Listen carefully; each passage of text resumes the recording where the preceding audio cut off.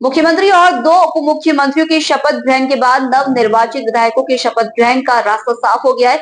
उसके बाद महाराष्ट्र विधानसभा का एक विशेष सत्र बुलाया गया और सभी विधायकों को शपथ दिलाई गई। विशेष सत्र के आखिरी दिन सोमवार को राहुल नार्वेकर के दोबारा विधानसभा अध्यक्ष चुने जाने के बाद दोनों पक्षों के सदस्यों ने भाषण देकर उन्हें बधाई दी। इस मौके पर एनसीपी शरद पवार के प्रदेश अध्यक्ष जयंत पाटिल ने अपने भाषण से तूफान खड़ा कर दिया। राज्य के मुख्यमंत्री देवेंद्र फडणवीस भी इस दौरान सदन में मौजूद थे। विशेष सत्र के तीसरे दिन जब विधानसभा की कार्यवाही शुरू हुई तो सबसे पहले मुख्यमंत्री देवेंद्र फडणवीस, फिर उप मुख्यमंत्री एकनाथ शिंदे और अजित पवार बोले। इस पर जयंत पाटिल ने व्यंग्यात्मक शब्दों में कहा कि तीनों के भाषण आज हुए। ऐसा लगने लगा है कि मुख्यमंत्री का पहला नहीं बल्कि दूसरा भाषण था। ऐसा मार्गदर्शन हमें काफी समय तक मिलता रहा। आपल्या अभिनंदनाचा ठराव या ठिकाणी माननीय मुख्यमंत्री महोदयांनी मांडलाय, त्याला मी पाठिंबा देण्यासाठी उभा आहे। आपण मागची 2.5 वर्ष अतिशय उत्तमपणाने महाराष्ट्राच्या विधानसभेत अध्यक्षपदावरून काम केलं आणि या 2.5 वर्षामध्ये सर्व बाजूंनी जे बोललं जातं ते ऐकावं अशी भावना मी तिकडे एकदा असताना व्यक्त केलेली होती। कारण इकडे एकदा होतो पूर्वी आम्ही, त्यावेळी आम्हाला असं वाटायचं की अध्यक्षांना डाव्या बाजूने ऐकायला कमी येतं। मग झिरवळ साहेबांना अध्यक्ष म्हणून निवडलं, उपाध्यक्ष म्हणून, त्यावेळी मी अपेक्षा व्यक्त केलेली की तिकडच्या बाजूला होतो त्यावेळी विनोदाने की आपण एका बाजूचं जरा कमी ऐका म्हणून।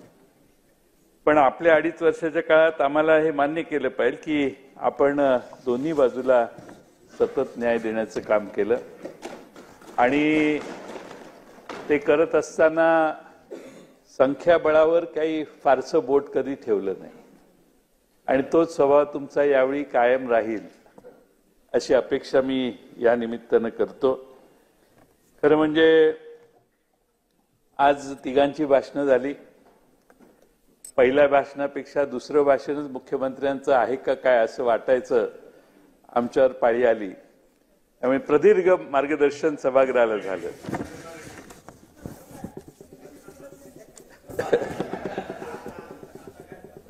त्यामुळे आपल्या सभागृहामध्ये माननीय मुख्यमंत्री महोदयांनी ज्याचा उल्लेख केला तो आपला कुलाबा विधानसभा मतदारसंघ माझ्या माहितीप्रमाणे महाराष्ट्रातला सगळ्यात लहान मतदारसंघ आहे आणि सर्व जाती धर्माची लोक आपल्या या मतदारसंघात राहतात। मासे मारणारे कोळी समाजाचे आमचे बांधवही याच समाजात या भागात राहतात। आपल्या मतदारसंघामध्ये समुद्रातून रिफिलिंग करून तिथं झोपडी बांधणारी लोक देखील याच मतदारसंघात राहतात। त्यामुळे अतिक्रमण कसं करायचं याचा आदर्शही याच मतदारसंघात आहे। मी आपल्या याच्याकडे लक्ष यापूर्वी वेधलेलं होतं आणि त्यांनी त्यात लक्ष घातलेलं होतं। पण सर्व प्रकारचा हा मतदारसंघ आहे, त्यात आपण पुन्हा दुसऱ्यांदा निवडून आला याबद्दल मी आपलं अभिनंदन तर करेनच, पण दुसऱ्यांदा निवडून आल्यावर सलग विधानसभेचे अध्यक्ष म्हणून आज आपली निवड होते। मी आपल्याला नेहमी खाजगीत सांगायचो की परत संधी मिळाली की आपण मंत्री व्हा म्हणून, आणि मी त्यांना सारखा सल्ला द्यायचो की तुम्ही मंत्री झालेलं जास्त चांगलं होईल आणि आपल्या पक्षाचा निर्णय येतो, त्यामुळे मला त्या बाबतीत खोलात जायचं नाही। पण आज पुन्हा अध्यक्ष म्हणून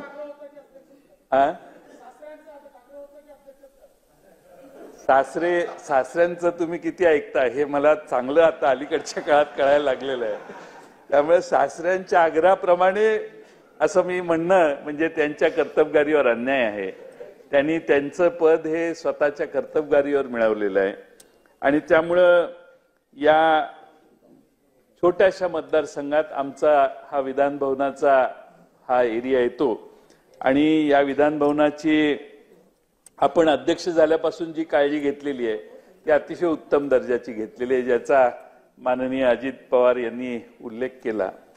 आणि दालनं तर सुरेखच केलेली आहेत, पण आपल्याकडे आल्यानंतर अनेक वाद घालण्यासाठी येणारे सगळे आपण गरम कॉफी देऊन शांत करून बाहेर घालवलेले अनेक 2.5 वर्षात त्याचा आम्ही सगळ्यांनी अनुभव घेतलेला आहे.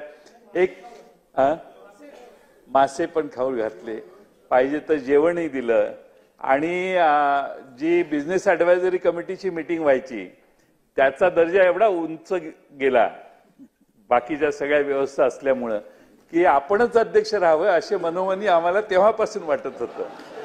आधी सांगितलं असतं तर वेगळा मेन्यू ठेवला असता. आपली इच्छा नाही हे मला माहिती आहे, पण आता शेवटी काय पक्षाने आपल्याला आदेश दिल्यामुळे आपण अध्यक्ष झालेले आहात.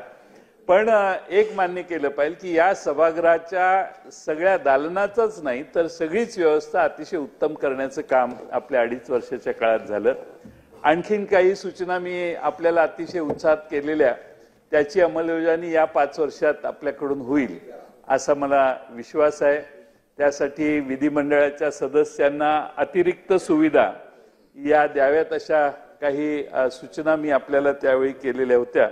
मला खात्री आहे की त्यातही आपण या 5 वर्षात लक्ष घालाल.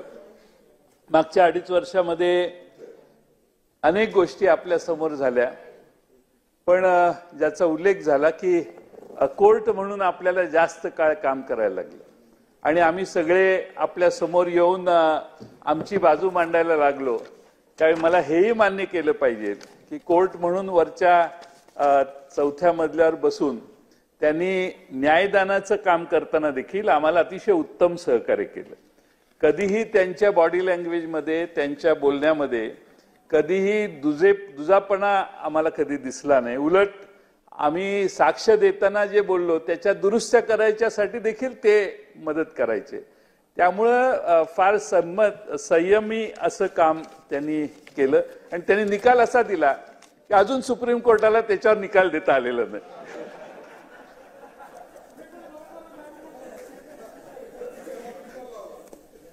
सुप्रीम कोर्टाचा निर्णय, यांनी जो निर्णय दिला त्याच्यात सुप्रीम कोर्ट अजून विचार करतंय. एक जज, एक चीफ जस्टिस घरी गेले सुप्रीम कोर्टाचे, त्यांनी त्याला हात लावला नाही, त्याच्यावर भाष्य केलं नाही. पण एक मी तुम्हाला आभार मानले पाहिजे, काय का असे ना, त्यावेळी कोणाची बाजू चांगली कोणाची बाजू, तुम्ही कोणाला डिस्क्वालिफाय केलं नाही. सगळ्यात विशेष महत्वाचं म्हणजे ते डिस्क्वालिफिकेशन होणं आणि परत त्यांनी आपल्या स्वतःची इंडिव्हिज्युअल लढाई करत बसणे. त्यामुळे त्याबद्दलही उशिरा का होईना मी तुमचे आभार मानेन. आता सुप्रीम कोर्ट निकालच देत नाहीये, त्यामुळे आपले आभार मानणं आणि आपलाच निर्णय मान्य करून नवा डाव आता सुरू झालेला आहे, यामध्ये काम करायला सुरुवात करणं ही आमच्या समोरचा पर्याय आहे.